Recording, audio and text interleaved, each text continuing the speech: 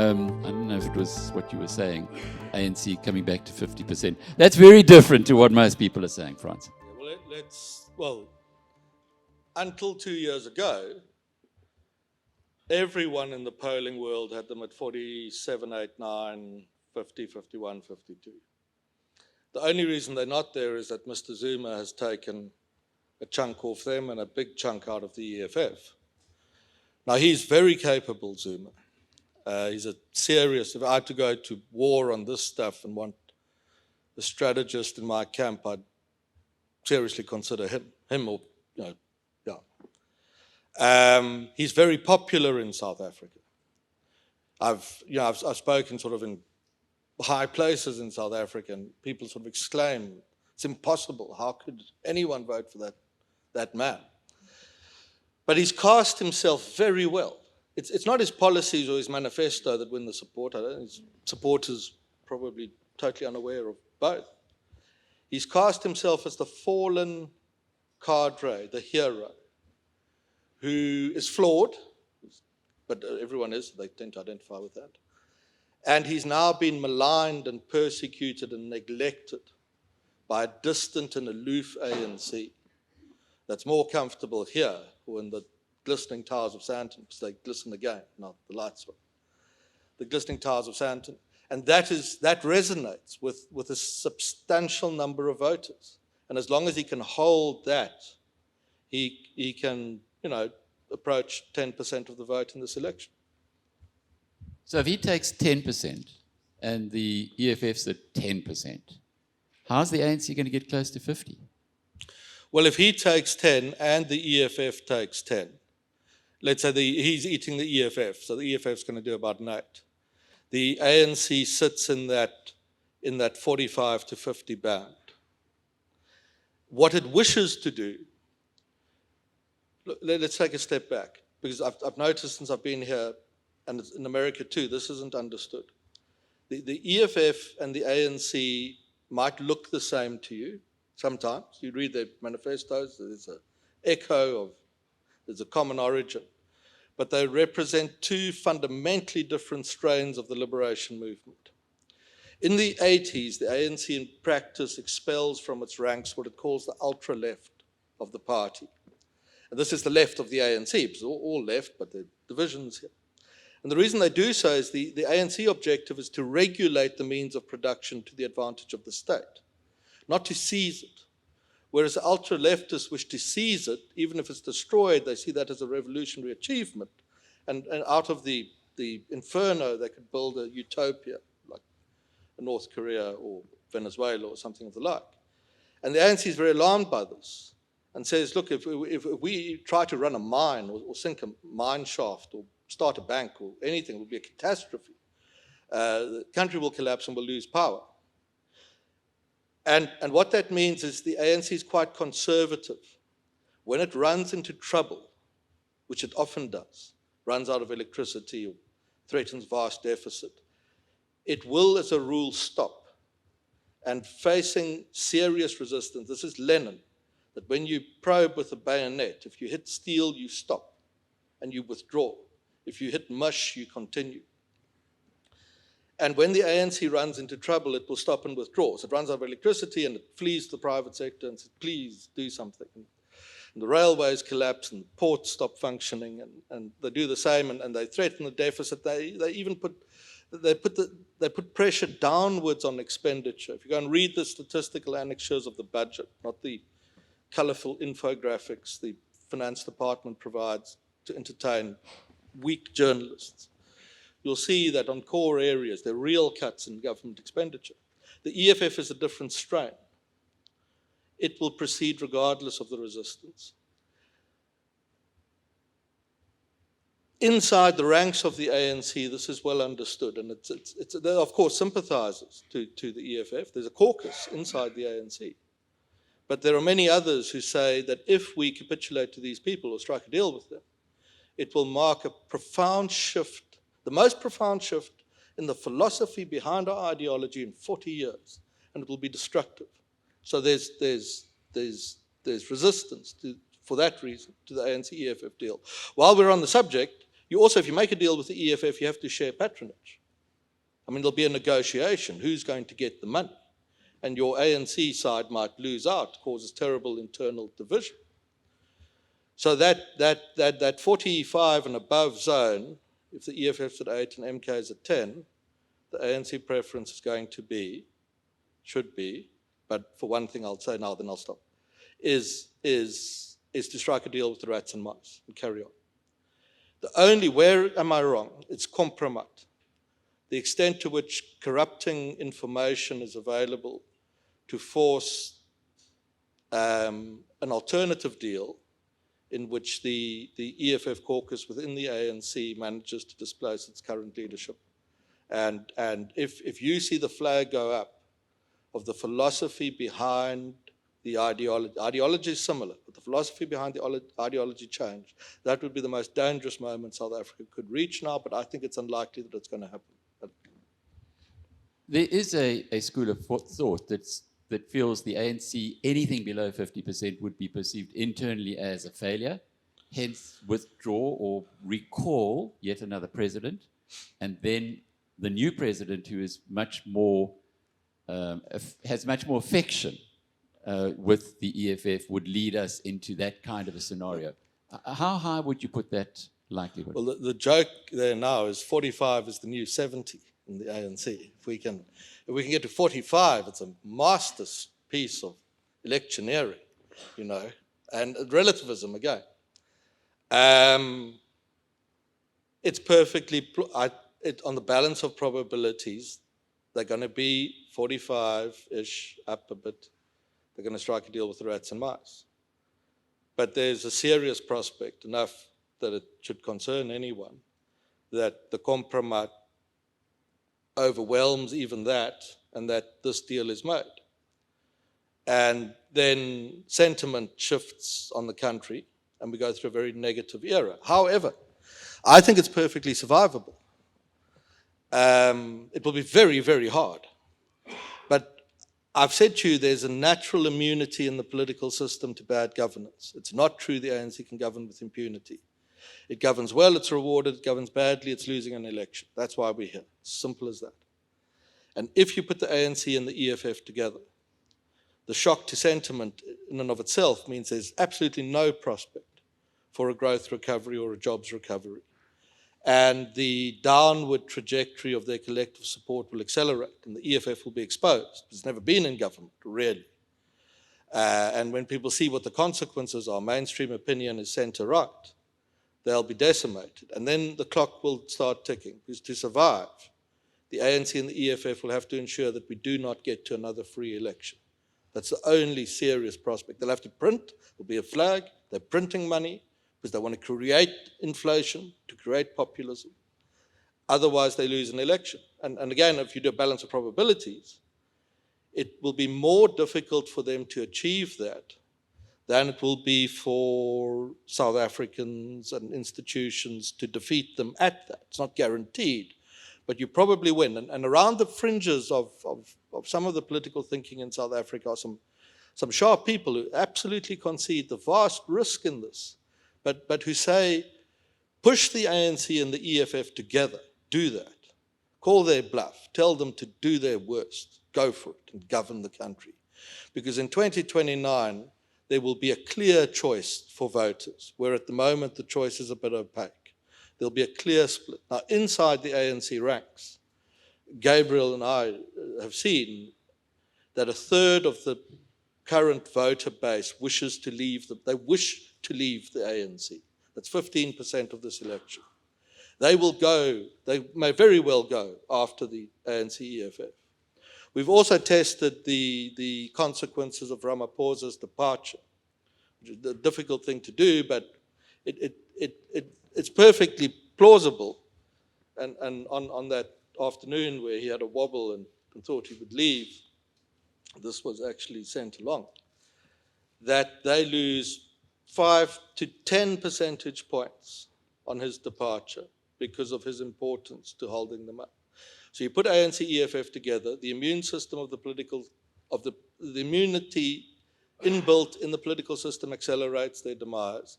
Ramaphosa knocks them another 4 or 5 points, you could beat them in 2029. So that's quite, so no matter how you play this ANC EFF deal making, there's still quite strong upsides for the country. And the ANC people who in private concede this. And what terrifies them almost more than anything else is the idea that they make the lazy, stupid, populist decision now, go for the populist and double down on the rural base. And the consequence of that decision for the ANC is it's going to become a rural, regional party centered in Limpopo, Northwestern, and Mpumalanga, where they will have their final conferences in a marquee on the Botswana border as the dust sort of swirls around them, and they talk about when we governed in Southern Africa. So they also have a vast strategic challenge now to make decisions based on this result that keep them relevant to the aspirant urban fringe middle class, aspirant middle class. Otherwise, a rural future of insignificance may well be where they're headed. You've given us some wonderful scenarios, but the thing that continues to encourage me in conversation with you is that you were like the super bear for a long time. Certainly at the IRR, you were calling out the ANC at a time that nobody else was. So not to the degree that you were. And yet, in our recent conversations over the last 18 months, you've been pretty upbeat. Now, I'm sure there are people in the audience, this being London, thinking the weather's better, the rugby players are better, the taxes are lower, the cost of living is a lot lower. But man, are we going to become Zimbabwe again? What would you, if that was your son sitting in the audience asking that question about maybe taking his skills back home and making a contribution to his country, what would your response be? Look, I mean, the methods applied to the problem today are the same as what we used then. That we don't really read the press or worry about what it says. You go to original sources. You understand history. You get a good sense of what the politicians, what truly motivates them. You understand deeply. And you have a lot of data. And then you get the calls right. All we were doing in that first era is we were getting the calls right. That was very unpopular.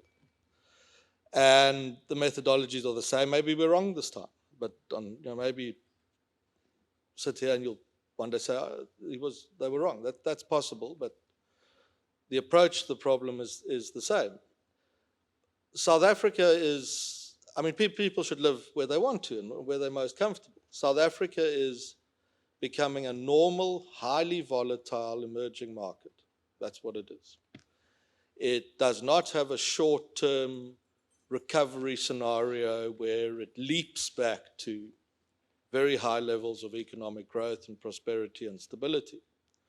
It has a strong enclave flavor to it, which will deepen and deepen if the country, and it could hold the middle classes perhaps forever inside the enclaves. So I suppose that the question is, do you want to sort of, it's a bit of a frontier in a sense. I mean, I kind of work off the patio of a country club in Johannesburg, so it's not really frontier existence. But I think the outlook for absolute collapse and catastrophe is, if that's what fears people, is you must take it seriously. But I think that on the balance of probabilities, that's not where it's at this time.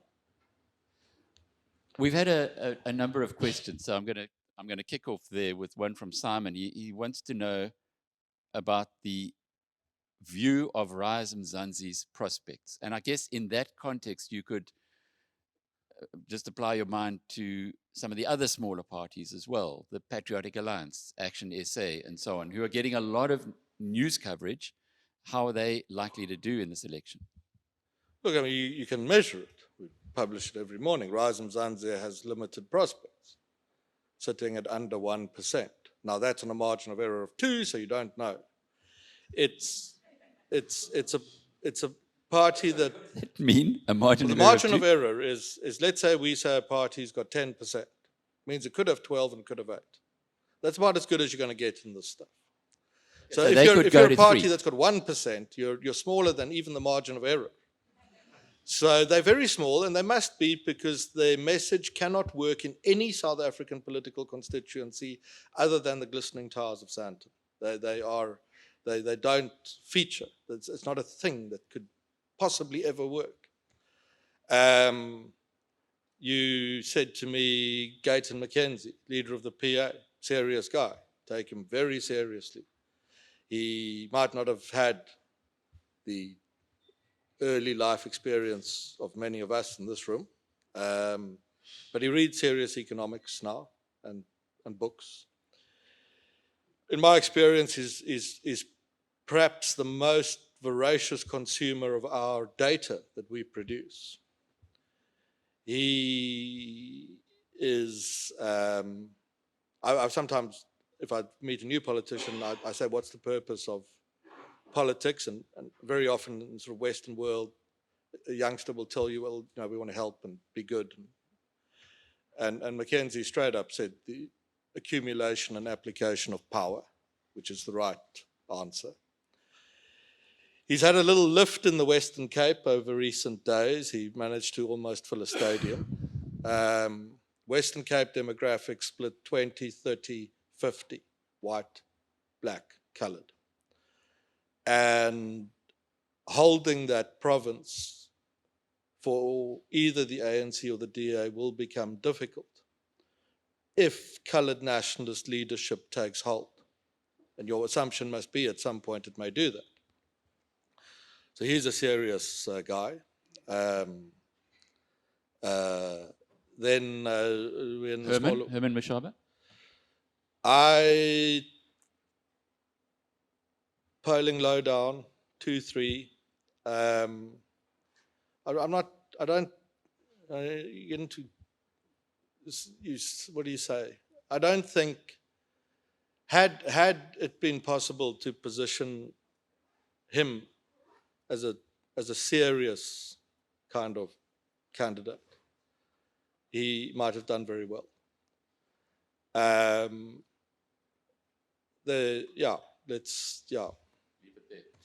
Musi Maimani? Look, ex-ANC, ex-DA resonates with the centre-right. I maintain that he's a very interesting prospect. He raised very little money for his party, unfortunately, I think, relative to what some others raised. I estimate that on donors to new parties, it takes 20 to 30 million rand to get 1% of the vote in this election. And the party funding legislation, therefore, has made it impossible for smaller parties or established parties to succeed. But if your budget is delivered in a box to an Air Force base, then of course that there isn't an IEC official there who inspects the cash in the box and writes it up as part of your declaration. So funding-wise, these smaller parties that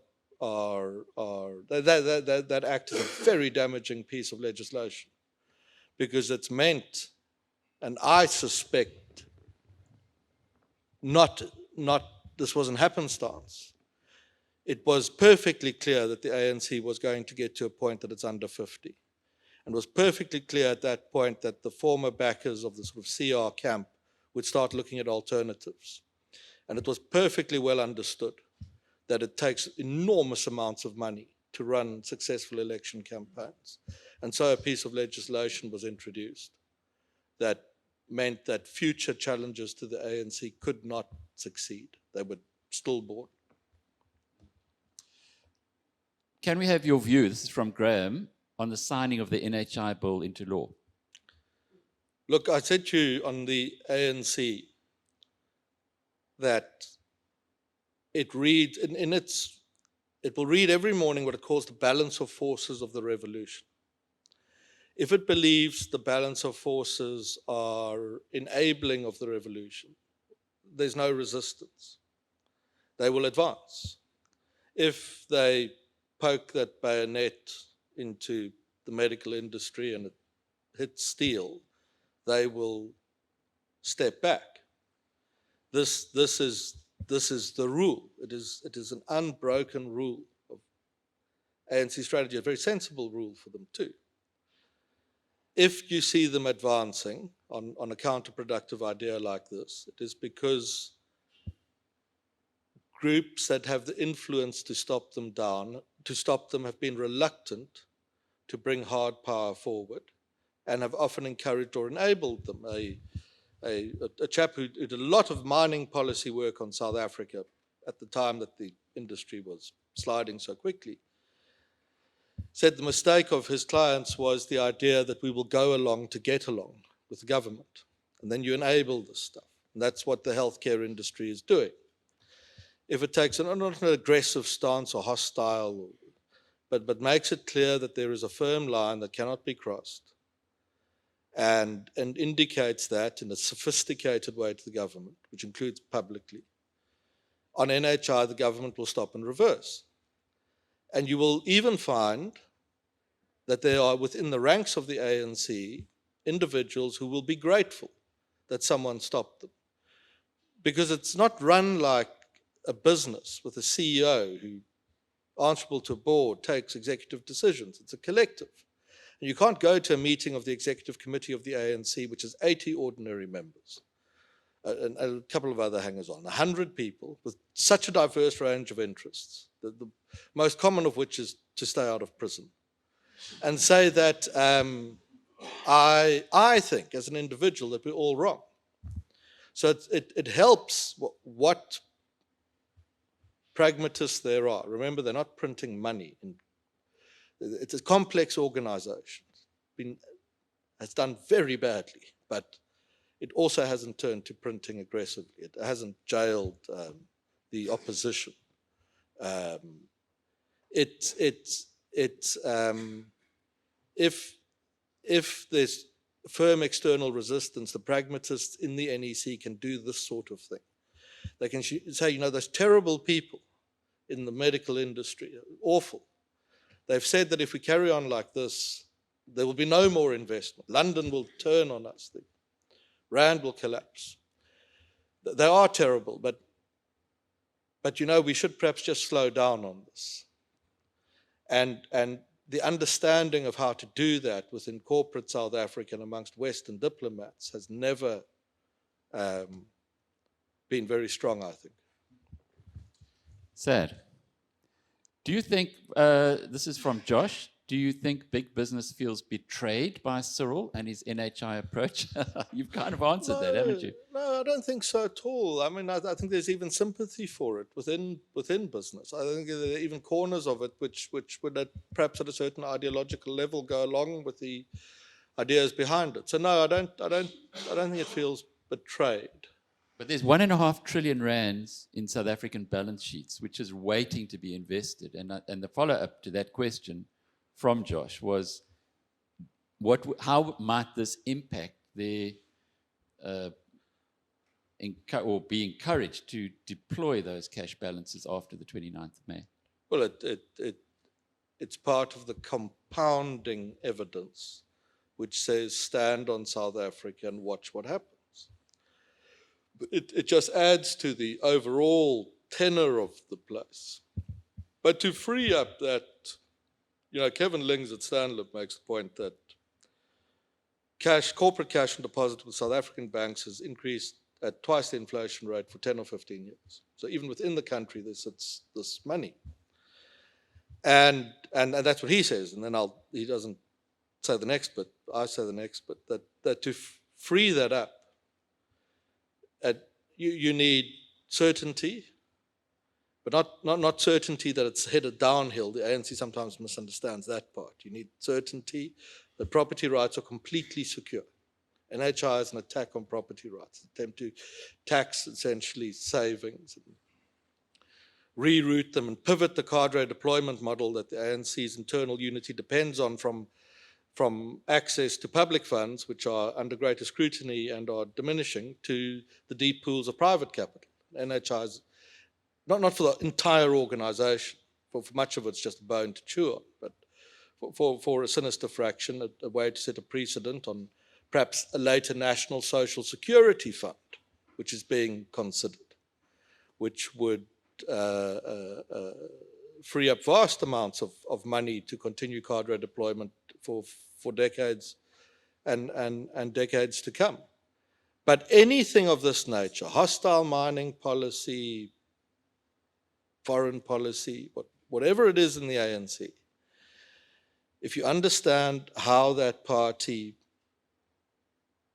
views the balance of forces, and this isn't a thing it does lightly or occasionally, this is core to strategy. And if you can play that game with the South African government, you can make a vast amount of progress. You can do that on labour, you can do that on empowerment, you can do it on property rights, and only if that happens. But it must be an external inflection point, because the nature of that executive meeting of the ANC is you can't raise a good idea, because you'll be cut. Tall poppies don't survive. With that external inflection en masse, South Africa could stage but there's no clear evidence of where that would come from now, but South Africa would probably stage a remarkable economic recovery. Wendy says, I've heard Frans talk about the location of power in South Africa and that business can make a bigger difference and impact. I've heard Wayne Duvenet, who in fact will be here today, a little later, say the same. How do we harness this power for change? Well, you need to get the analysis right. The reason I think people are, if they are disappointed or betrayed at the ANC, it's in part because they've never properly understood it. They've never had the analysis right of what it is and how it operates, and therefore how you respond to it. Not as a hostile party or trying to bring the thing down. And I've over the last year or two, a lot of people come to see you and say, how do we bring the ANC down? We must now destroy it. It's a useless organisation. The country won't survive 1 week after the date of the election if the ANC is still there. And I've said to you, I don't think that's true. It will suffer damage, but it will survive. But if you say to people, well, with what would you replace it? They can't answer you. And that, I think, is very dangerous. I put it to you, you can argue with it. You might. It's safer to leave the ANC, given what I've described it to you as in power, than to roll the dice on defeating it by a landslide and not knowing what you're going to put in place after it. And if you want this transition to happen towards this future of the centrist, multi-generational urban party and the other one, give it's a 10-year process. And there's a way to do that. We might get into that today. And I'm happy for this point to be shot down. So I know it's provocative. But it's very dangerous to change the leadership of a country if you have no idea what will come in its wake in the 2 weeks after that defeat. Well, I guess there are lots of people who think that they will be able to do a good job. But Ian wants to put you on the spot. He says, if one wanted to vote to preserve liberal democratic objectives and for the best future for South Africa, where should you be putting your cross? Well, I mean, I don't mind answering that. Go look for parties that reflect broadly liberal Western democratic values. And so, I mean, James is here. The DA is a perfectly good example of such a party. It's not very difficult to do. The only reason you might not do that, is you might, which is very unlikely that anyone would go along with this at all, is you might be worried about what happens to the ANC if it does collapse, and what happens to the country in the immediate aftermath. But, I mean, the choices are clear. And I still think, well, I'll say for today, maybe others will be able to demolish this by the end of the day. If you want the unitary state to survive and be stable, the Rubicon to cross is that between the established middle class commanded by the DA, which is a great constituency to have, and it shouldn't be pressured to go pick up another one because it's very hard to do. It could be quite dangerous. And the aspirant middle class that the ANC might still command if it doesn't take stupid decisions in the aftermath of this election result. And therefore, whether you're sort of on the one side or the other broadly, the way I might think about it is this is 10 or 15 years from today, if we have this political balance in place, then South Africa might be very successful. 10 or 15 years from today. We've got lots of conferences, I guess, to look forward to here in London. That's important. This rushing around is very dangerous. These people who 6 months before the election will sit across the table from you and say, we want to start a political party to defeat the ANC so that, because it won't survive one day off. This stuff is a long, hard grind. And a chap like James will address you later will tell you that. There are no shortcuts. There are no easy victories.